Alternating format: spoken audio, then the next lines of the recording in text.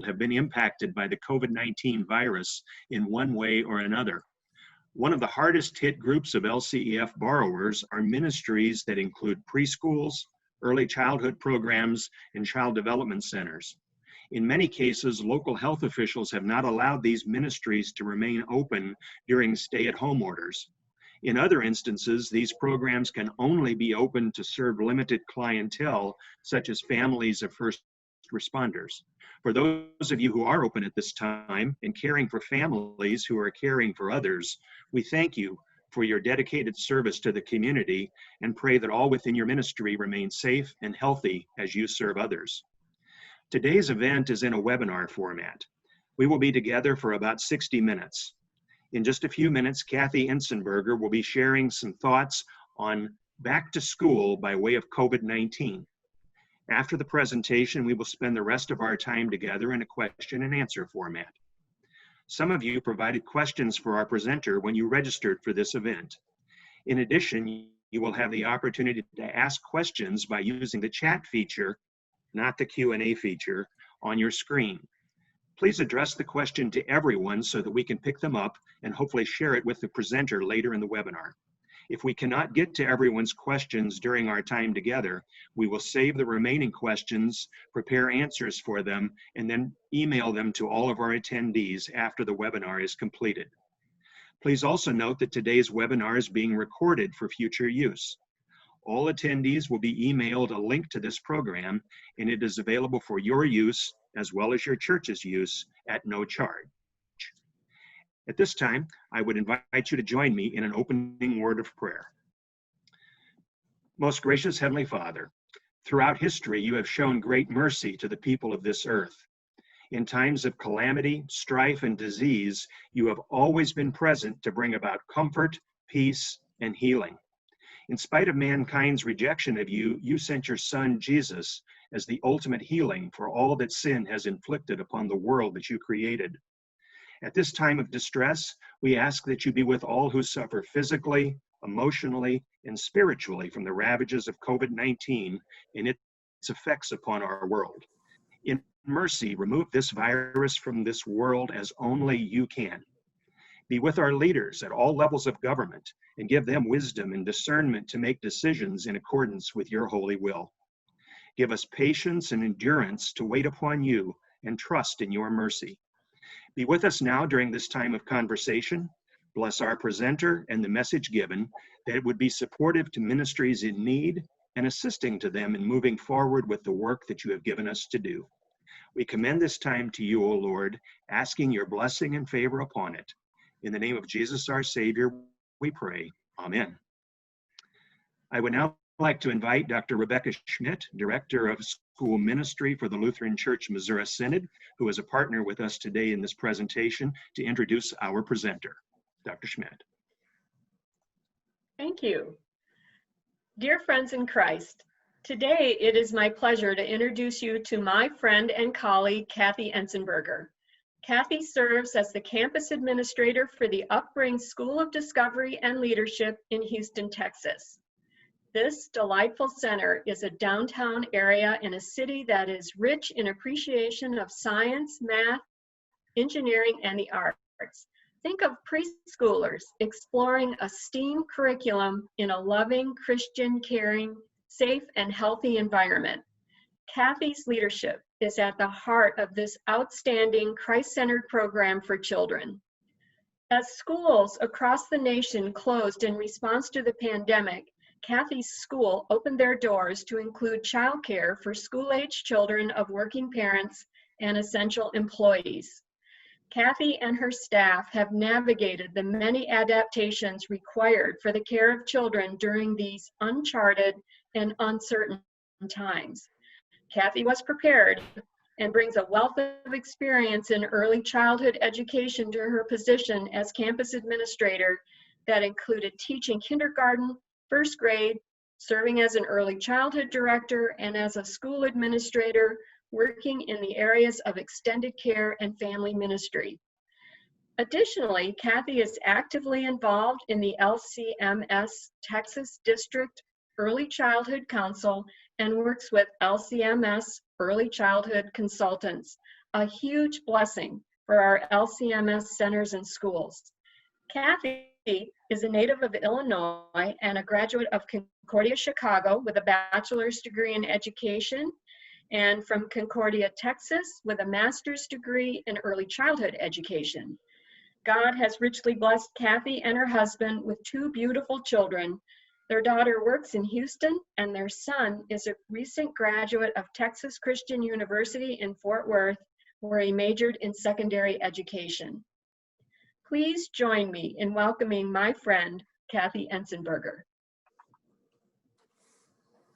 Good morning, everyone. I hope that you are well today. Rebecca's introduction makes me sound like I'm kind of on a pedestal somewhere. It feels good to feel that way, but as I communicate with y'all today, I want you to know that I am one of you.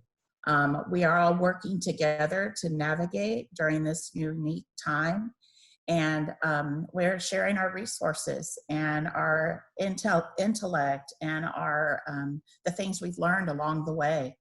I titled this webinar Back to School by Way of COVID-19, not as a downer, but as just kind of a descriptor of where we are right now. You know, when we travel on vacations or when we go places, we're always on a path, whether we're walking or riding or flying or driving, whatever the case is, we're on a path.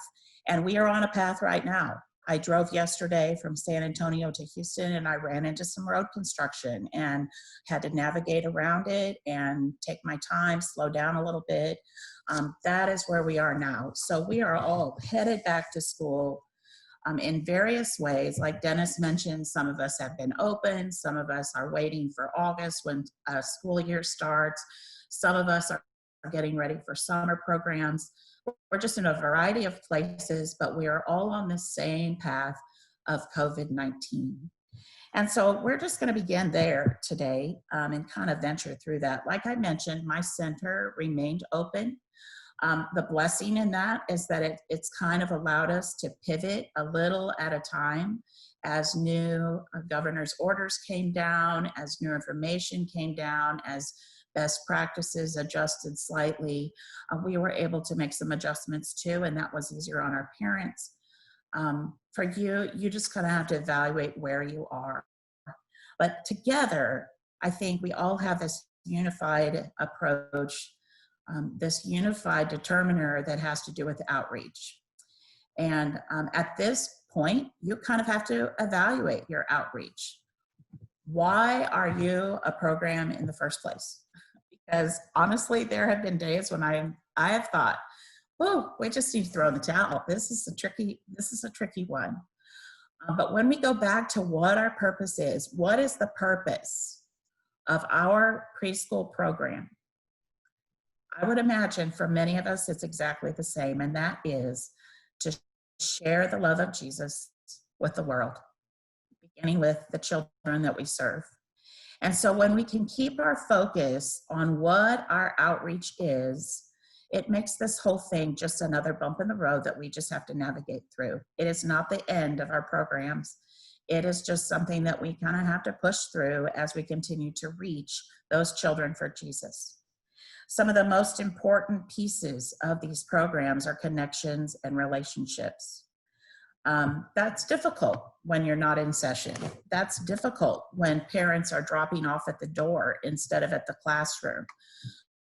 That's difficult when you might be having meetings with families. When you might be having meetings with families on Zoom instead of in person. So those connections and relationships, this is a tricky time. Some families look at us as babysitters. You know, they call us when they need us, they pay the money, and there's very little connection there. Some look at us as a daycare center, a business provider, a customer. Those are the families that we probably lost early on when they were no longer able to bring their children to our care. They figured there was no reason to continue to pay for that service. And so those, you know, that's a difficult thing. And then we have others who view us as a preschool, and they really understand the value of early childhood education, and they want their children to participate in it, regardless of the perspective the family has. Our outreach, our goal remains the same, and that is to build connections and relationships with children and families in our communities. And so that part, it might be a little trickier than it once was, but it's still our goal. Communication is really important. I can tell you, I grew up in a family with 4 sisters, and now we communicate a lot. We're kind of scattered all over the countryside, and we communicate a lot on Facebook or Messenger, that sort of thing. And we'll share about our kids and something they've done, a little reward. Nothing irritates my mother more than when one of the sisters gives her information about the other sister's family. She wants to be in the know, and she doesn't feel like she's part of that if she hears it through the grapevine. And so my encouragement to you with communication is that you are not going to be able to do too much of it. Communicate, communicate, communicate, even if that means we are in the process of tweaking some of our drop-off and pickup procedures. So bear with us for this moment, and we're really trying to make that work well. And when we have a system that works well, we will let you know. But until then, just bear with us. This is what we're doing. Doesn't always have to be perfect. The communication is not always perfect, but it includes our families as part of the process, and that's important. The other part is going to be about compassion. Our families have gone through a lot, and some of them have lost jobs, some of them have been sick, some of them have lost family members, some of them just being together in the same house for a period of time can be a challenge. We all know that. And so they're in desperate need of our compassion, and to be that love, be that Jesus for them right now is really important. And that's something we can do with a phone call, with a card, a letter, some sort of connection.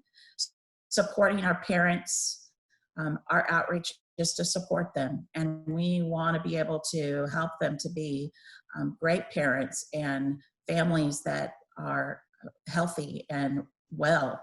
Upbring has a focus to break the cycle of child abuse. And I have to tell you, right now is the time, I think, when those families who struggle with having kids in their house all the time have got to be challenged in this way. And so supporting parents and staying connected with them is really important. And then, of course, we want everyone to know how valuable early childhood education is and how faith develops at a young age. And so our purpose, our goals continue to remain. So COVID-19 is not going to get in the way of our outreach, our desire to serve our communities. Satan is not going to throw stumbling blocks that we just cannot overcome, because while we're on this path of COVID-19, we are not alone. And so let's review those things, our purpose. What is our purpose? And let's keep that our focus as we maneuver through this new adventure. Next, we're going to talk about a ministry team and how important that team is. Walking through this, having been in the midst of it off and on, is not something that you can do alone. You know, I've had to make some decisions about who takes temperatures, when do we wear masks, all of those kinds of things. And it is so much better to make some of those decisions as a group. Not only for the liability of it all, but there are lots of people around you that have great ideas. And so you'll want to develop a ministry team as you move forward, and you continue either to be open or you prepare to open. The collaboration is really important. It's important for us to get the ideas and the input from other dimensions and other perspectives. Support is critical to your wellness. So whether you're a pastor or a board leader or a director, a teacher, you're going to need that support, those people who you can kind of vent to or bounce ideas off of. So that ministry team is important there too. You want the ministry team to have some focused goals. What are our goals? What's the main purpose of our program, and what do we want the outcome to be? And all of that together kind of presents some unity. And this is going to be a whole lot easier to navigate if we can navigate it in groups and together as teams. You may need a ministry team that can help you look for some grants and financial support. If we are reducing some ratios and we are adjusting our program hours and we are maybe making some changes to our program in general, it is very likely that this is not going to be our year to profit from our programs. And I know that's not the purpose of many of our ministries, definitely, but I know that there are a lot of churches that will struggle to help support us through this. And so it's important that as a team, we consider some outside resources for financial support. We adjust things. It's not the end, but it will take us some goal setting and we'll have to be creative, and we can make this work. But having that ministry team is a great way to figure out, okay, how can we adjust this so that we can still be sustainable financially?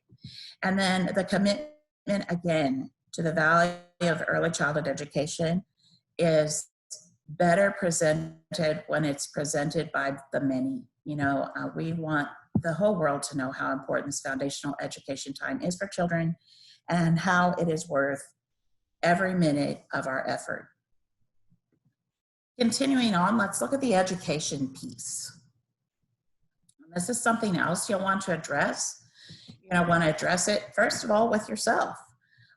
There is so much information out there about COVID-19 that it can get really tricky to navigate. What's true, what's not true. Your team is under the same kind of situation. They're getting lots of information from lots of different people. We hear about surges, we hear about wellness, we hear about all of those things. We hear about, some of it goes a little political, we want to educate ourselves. We want to make sure that we know how to keep our children safe to the very best of our ability and how to keep our teammates, our staff safe, and our families safe as well.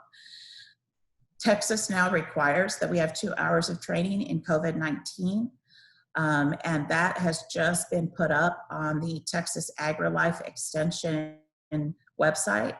Right now it's a free course, and that might be something that you can take advantage of.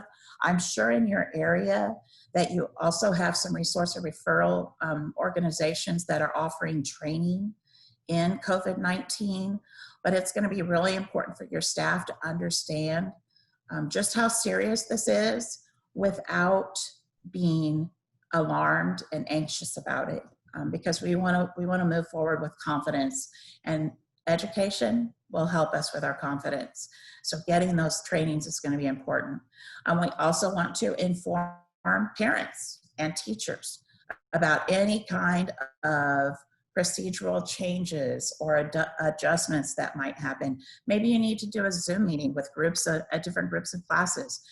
In our case, because we're dropping to that 10 in a classroom, we're going to have to move some children around a little bit, and prematurely they're going to be moving to a new classroom. And so we want parents to understand why those decisions are being made, how they're being made.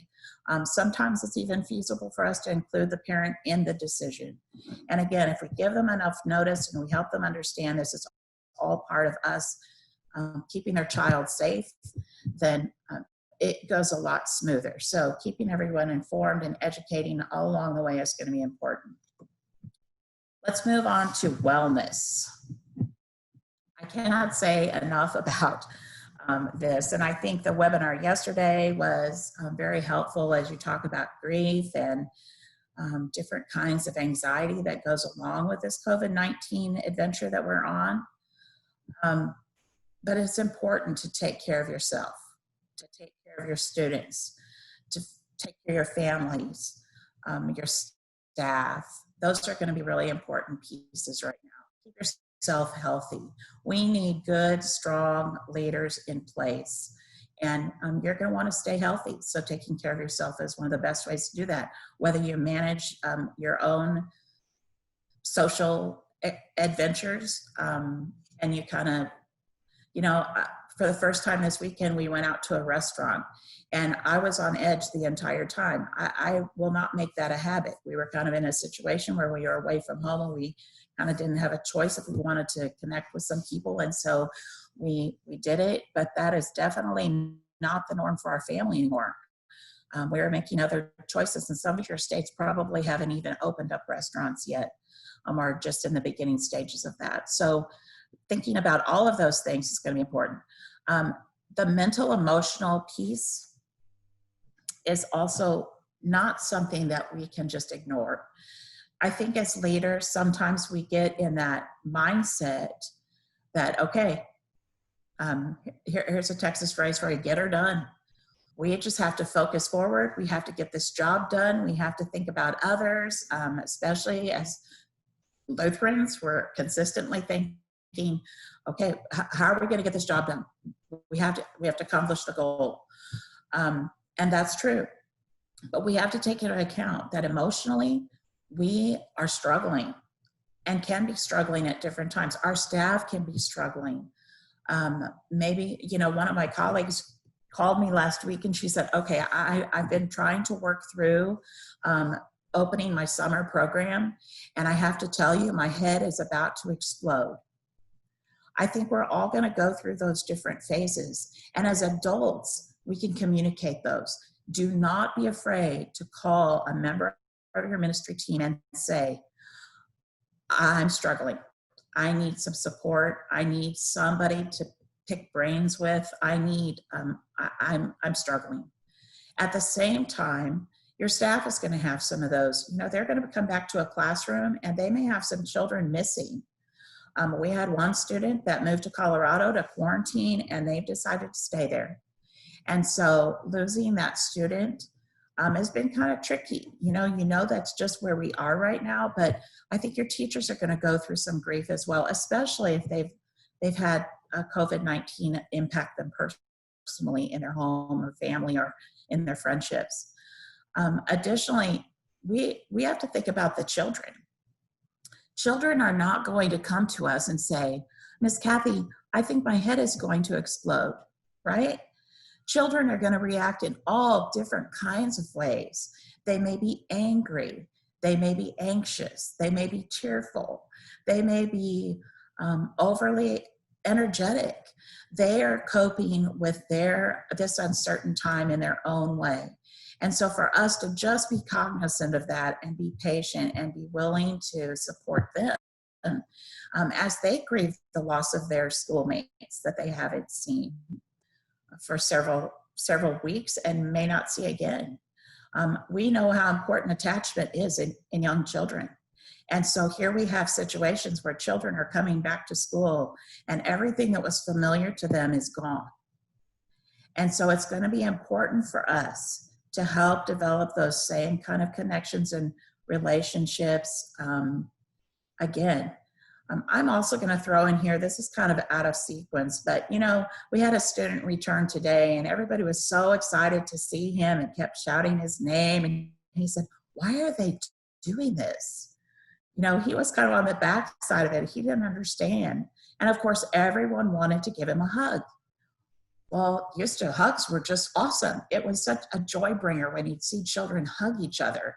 And now we see children just instinctively hug one another and we look like, they probably shouldn't be doing that.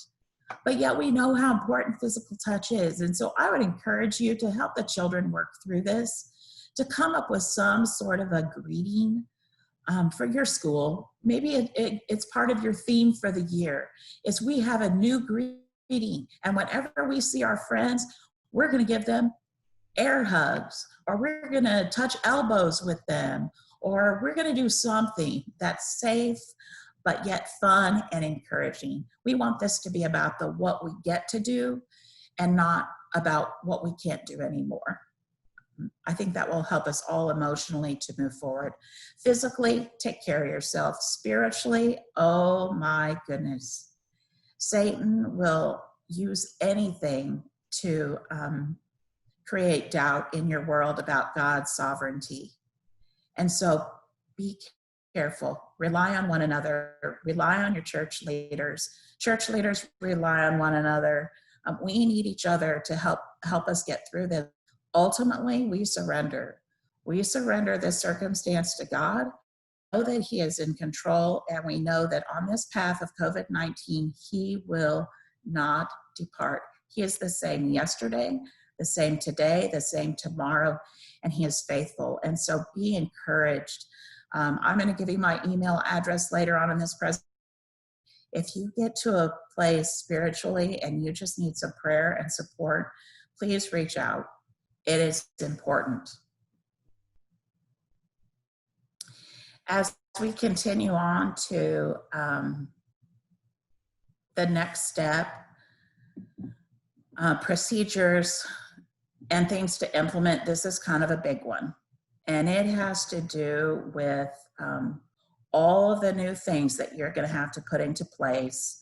Some of them maybe you already have, and some of you have been already working under some of these principles, but regarding health checks, illness policies, wearing masks, social distancing, where will you put your cots, where will you put your cribs, what is pickup going to look like, what is drop-off going to look like, what are the sanitation procedures going to look like, hand washing. And we all know how important hand washing is. We've been doing it in preschool environments, but I will tell you that we didn't realize how much we had kind of let some of that go, and we're not as diligent as we needed to be during this time. And so I'm grateful, that we are now taking some great strides in helping children learn to wash their own hands and how to do it well.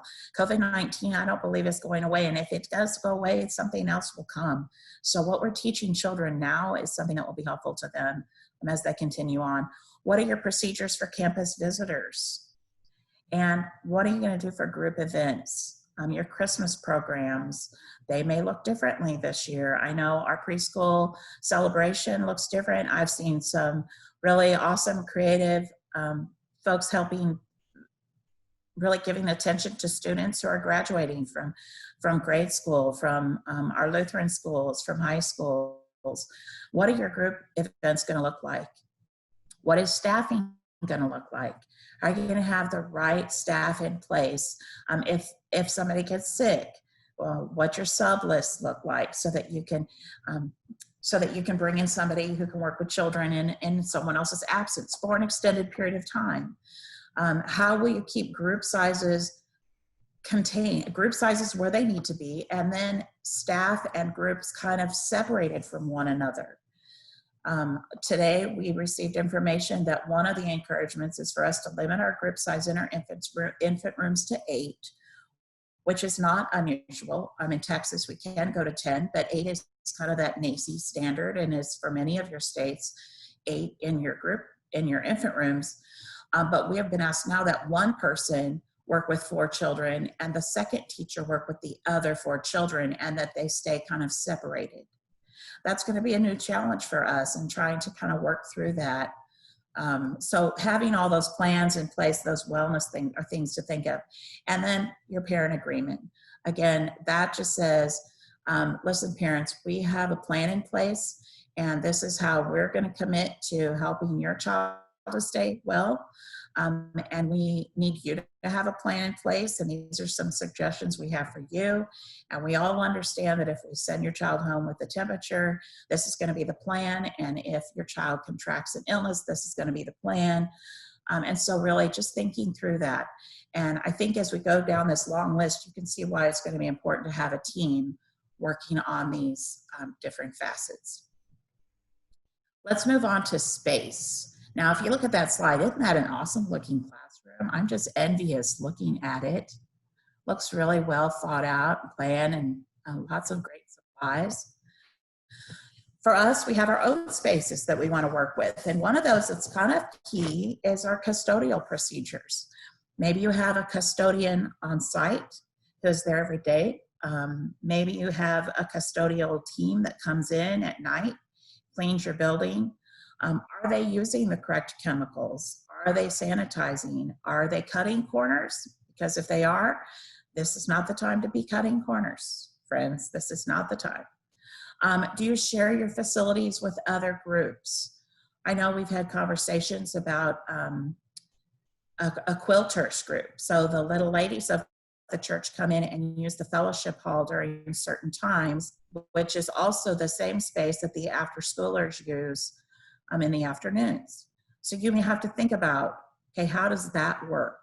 Because it would certainly not be safe for older women, and I'm kind of stereotyping based on my own Lutheran church experience, but for these older women to be coming into a space where children who may be carrying some sort of a disorder have been running around and leaving germs. So there again, the custodial procedures are going to be a big factor. Same way with childcare classrooms and Sunday school. How will you navigate through all of that? And please do not think that I'm saying, oh, we just simply can't do that anymore. You know, I think there are ways for us to navigate through this. We just have to get creative and we have to work at it together.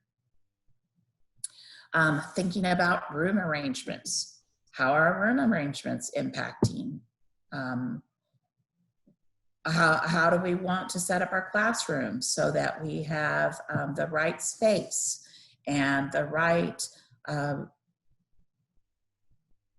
distance for nap time and the right organization for the toys? Do we take all of the dress up materials out, getting rid of all of the stuffed animals and all of those kinds of things? How are room arrangements going to be impacted? And then setting up an isolation area so that if a child becomes ill, they can be isolated until they can be picked up. And then also maintenance personnel. I know today at my school, we had to have our fire equipment inspected, which means we have a couple of people roaming around our building and moving kids from one room to the other so they can access, and taking the temperatures of even those personnel. We just have to think differently as we go through the use of our space and how to prepare that space for children to be in it and for us to keep our children and staff safe. We continue on to admissions plan. Now, I know if you're like my school, you've probably lost a few students in this process. Thankfully, we haven't lost too many, but I know that parents are concerned about safety. They want to be sure that their children are going to be as safe as possible and they are not putting their children at risk. And so it's going to be important to have an admissions plan. And that's going to include questions like, well, when should we open? If you're not open already, when should we open? When should we expand our services? Maybe you adjusted the timing of your service. Right now, we are short about an hour at the front of our day and 2 hours at the end of our day. Eventually, we'll be expanding those services, but that'll take a little more staff. We're just trying to ease into this easily. What will your program look like? You may have to make some big decisions, because the program that you closed out in March maybe was a preschool program 5 days a week, and now parents are looking for something more part-time because one of them is working from home or someone has had a reduction in wages, and maybe you need a school-age program for summertime or after school because there's some needs there. Maybe children won't be going back to school full-time in August, and so to set up a tutoring program where they can come and do some of their online learning at your facility, so that parents can be working at home, but yet children are getting some of that attention that they need with regard to schooling. Think about what your community needs are, because this might be the time when you have to adjust the vision of your program slightly. Not the purpose, which is still to share Jesus with the children, but we have a whole new opportunity now to maybe share Jesus with different groups of children in a different way. And so we just have to be open to figuring out what are the needs of our community, how have they changed, and what can we do to support that. And then also marketing those changes. Who can focus on this? Someone probably has to be in charge of that, because I can't imagine a director doing developing an admissions plan and planning the marketing and making sure the staffing is all in how it needs to be. So there, and again, that ministry team is going to be important. The parent agreement will become part of your admissions, your enrollment process. And of course, any handbook adjustments that you might need to make, now's the time to start putting those into place.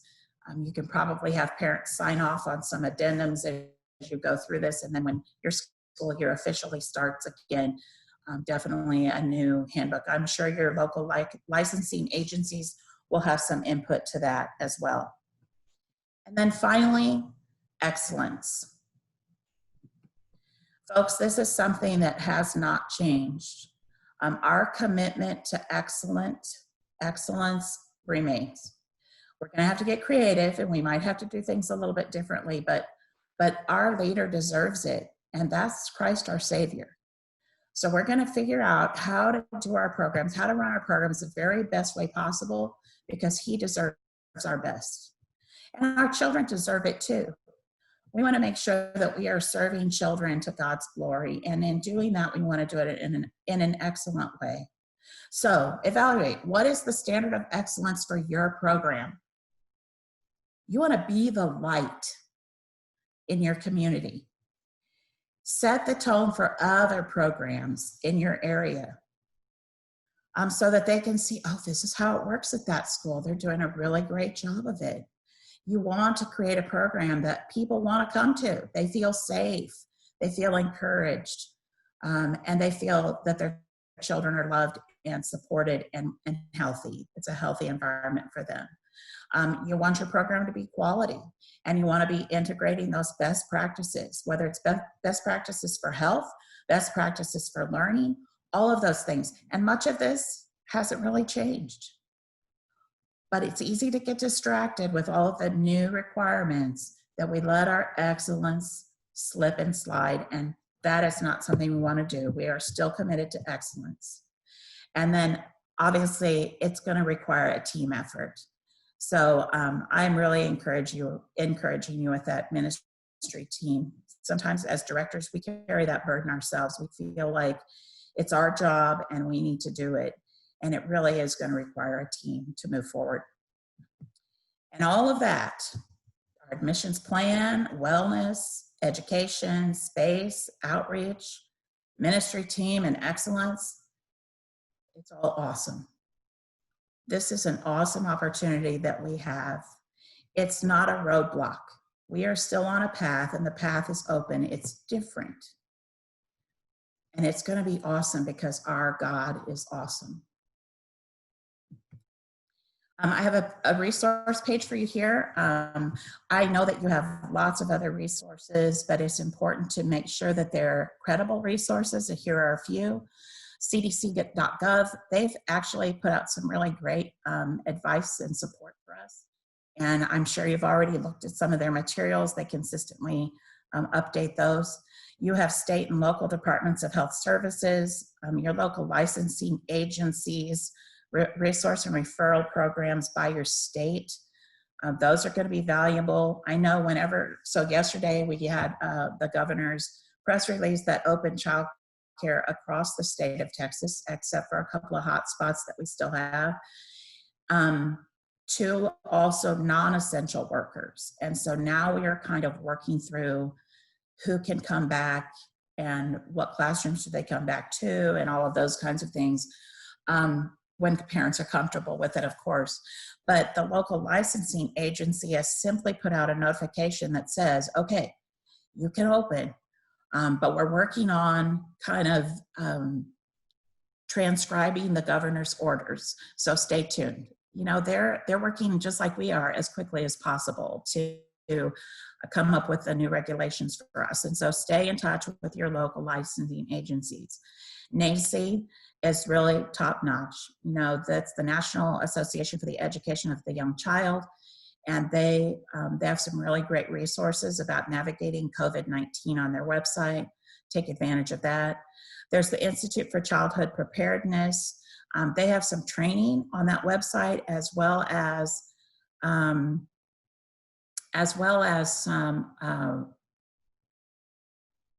some training for teachers.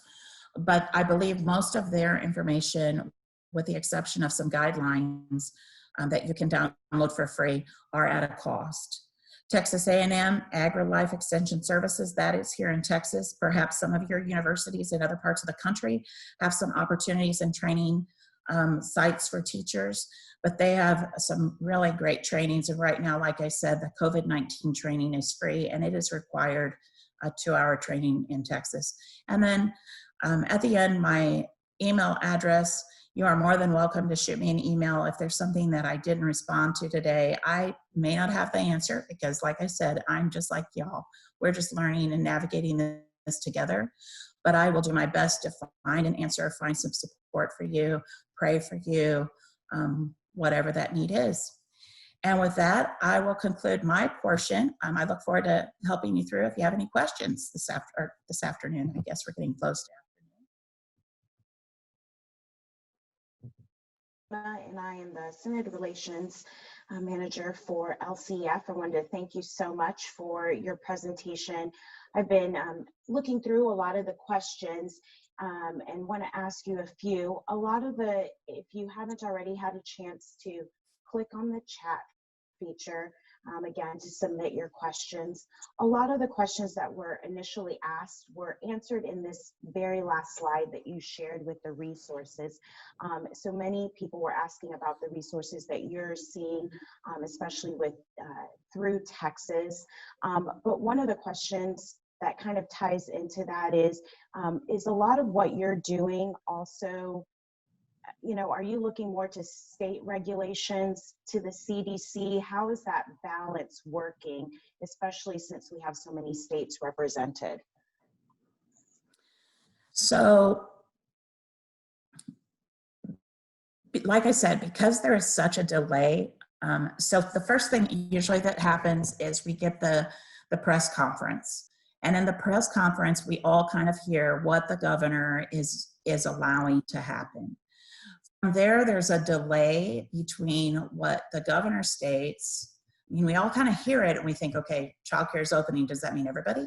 But licensing doesn't get everything to us right away because now they're scrambling to try to sort everything out. And so I think that for me, what's really been helpful are the CDC guidelines.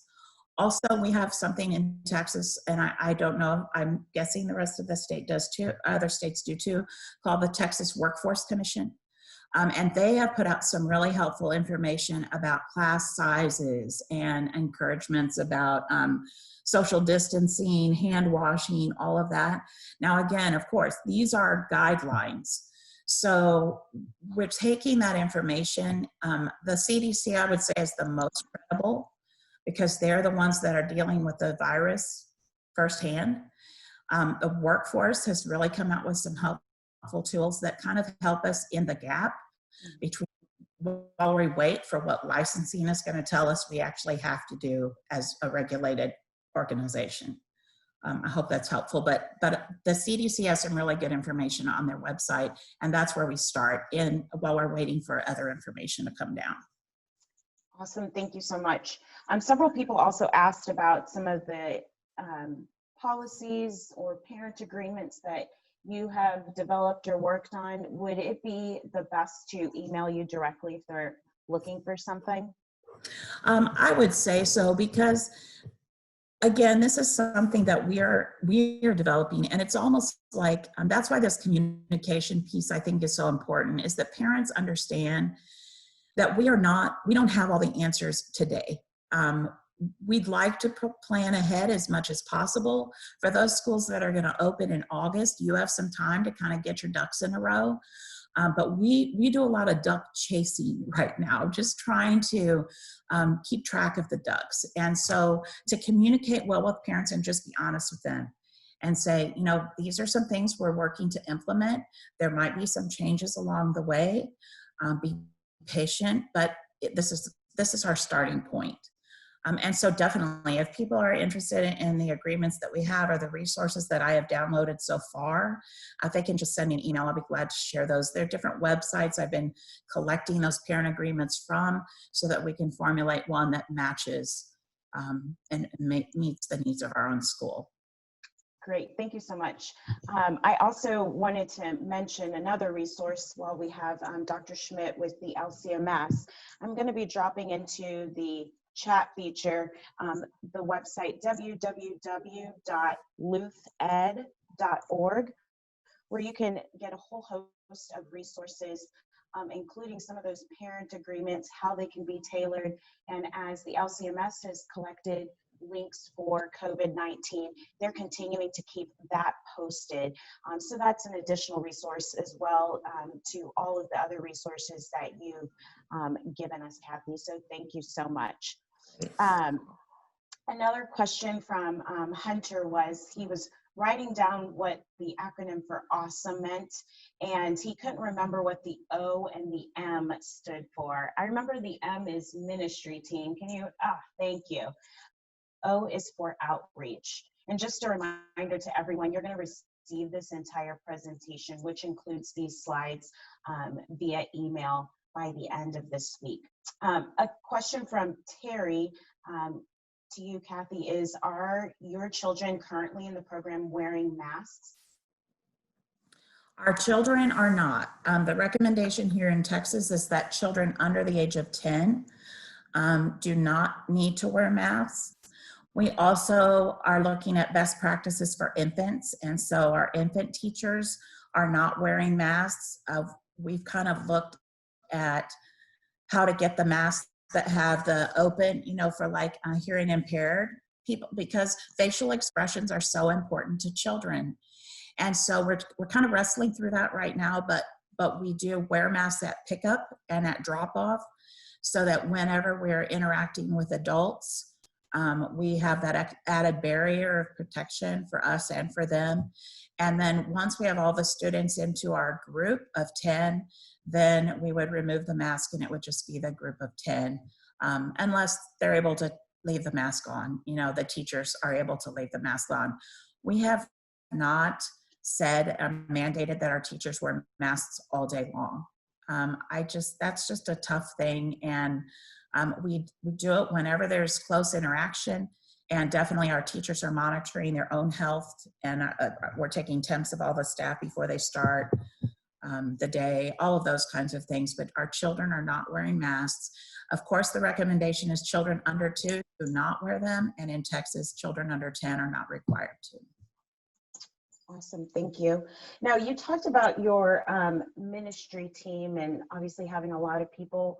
Could you talk maybe a little bit about who makes up the ministry team that you have? Are you including people outside of maybe the direct school community, like an area nurse, or if you don't have one on staff?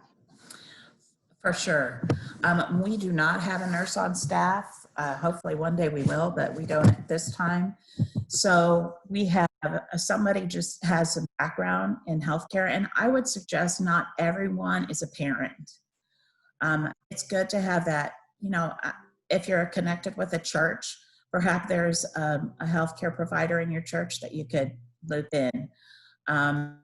A couple of teachers. It's important to have a couple of your teachers there, because you know how gossip spreads in a preschool environment. And if you can have the 2 teachers understand why you're making the steps that you're making, they can be great advocates for helping to spread that word. So there are 2 teachers, the healthcare provider. I'm currently looking for somebody who has that legal background, because I think, as you know, somebody brought up a release of liability. Well, I hadn't really thought of that previously. And I think that's, you know, it's not really, I don't know if it'll hold up in court, but I do think that it would be important for somebody with a little bit of legal background to be able to say, well, this is how you can write it. This is how you should write it. You know, we don't want to scare parents away by any means, but we do want to protect our students and our programs. And you know, that vantage point, I think, is a helpful one. You can have parents, definitely parents of different age groups.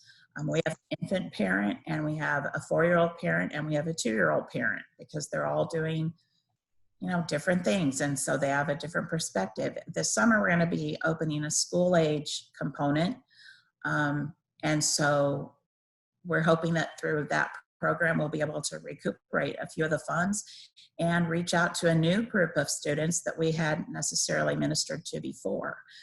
And so we'll have a school age summer, you know, temporary kind of parent included as we navigate through this. Awesome. So your last comment actually bounces off into 2 questions that were asked aligning with that. Could you speak a little bit about the cost that it's affected? Jennifer asked this question. Has there been a great deal of cost with the sanitation and temperatures that you could speak to? You know, I think really our biggest cost has been just supporting families who have lost jobs and trying to keep students enrolled. We have managed to retain a lot of our students, which is really great. But there has been some adjustments to tuition. As far as preparing to move forward, I would say the cost really has been minimal. There are several church groups who are making masks, so we have not purchased any of those. We did purchase 2 of the infrared thermometers to make pick up, you know, drop off a little bit more quick and more expedient. And then, and that was a cost. And I think that we purchased those online and maybe $120 together for 2 of them. As far as the other things, you know, we talked about going to a hospital grade disinfectant. That would cost more money, but currently we're continuing with the bleach solution and just making sure that it's being mixed properly. Bleach has a shelf life of 24 hours, so that has to be, those mixtures have to be redone every 24 hours for sure, making sure that we're not cutting any corners with any of that. Everybody's being diligent. I think there are ways to do it. We've created our own Clorox wipes. So, you know, you mix the bleach water at the certain ratios and dump that in the coffee container with the partial roll of paper towels. And that's what you can use to disinfect your playground, because you want to keep that playground wiped down between uses as much as possible. But for us to invest in Clorox wipes off the shelf, that would be quite an expense. But, you know, we're making our own, and that's going to cut some costs.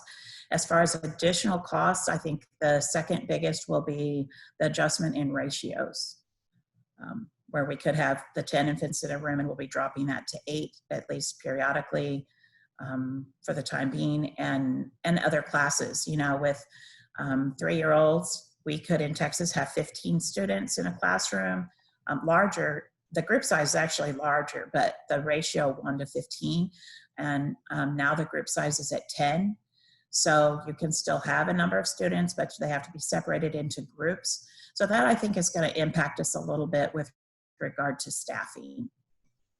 Awesome, thank you. You actually answered someone's question, Julie's question about your cap ratio. So you're thinking right now you're going to be keeping those 10 students. Yes, and you know, we went back and forth about 10 people with 2 teachers, without 2 teachers, and the guidelines that we received just yesterday did give us the opportunity to have 10 students, and then the teachers were additional. And so, yeah, that's kind of where the guidelines are right now. And I think until we all work through this second potential surge and kind of see how the summer unfolds, that's where we're going to hold it. Awesome. I have this question from Monica. What does physical distancing look like in a preschool age room during like their choices time? Or are you changing the structure of what the day looks like because of physical distancing? We haven't really changed the structure of the day, but you know, instead of having a little corner where you have your housekeeping center and 2 people can be in that space, there aren't too many schools that have enough space to have a 12 by 12 housekeeping center. And so we're reducing the number of children who can be in those spaces. We're reducing the number of materials that are out. And of course, if they play with materials, they have to be wiped down. And so teaching the children how to clean things is not a bad thing. And so they're kind of doing a little bit of that.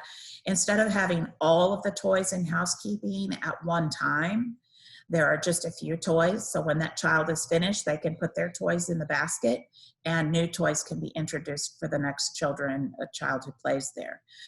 The children have their own crayons and their own markers instead of community materials, where you could go and just get a box of crayons from the community group. They have their own assigned to them. But otherwise, the centers are kind of staying the same. We're just limiting the number of materials so that once a child or two finishes playing, we can remove those materials and new ones can be introduced while the others are being rotated out. It's a lot like in our toddler room. That's how you do it anyway. Materials, once a child handles a rattle and puts it in their mouth, that has to be removed and it gets set aside until it can be sanitized. So it's kind of just working that into the 3-year-old classrooms as well. And of course, the 3-year-olds, they understand. They know that when you're finished playing, put all your toys in the basket, put the basket in the cleanup area, and that's where it goes. So I think it's a positive thing to help the children understand their part in all of this too, especially with 3- and 4-year-olds. Great, thank you so much. So I want to be mindful of our time. We have just a couple minutes left, and I have one more question for you. Before I ask that question, I just want to let everyone know, several of you have been asking about some specific situations. Again, feel free to reach out to Kathy.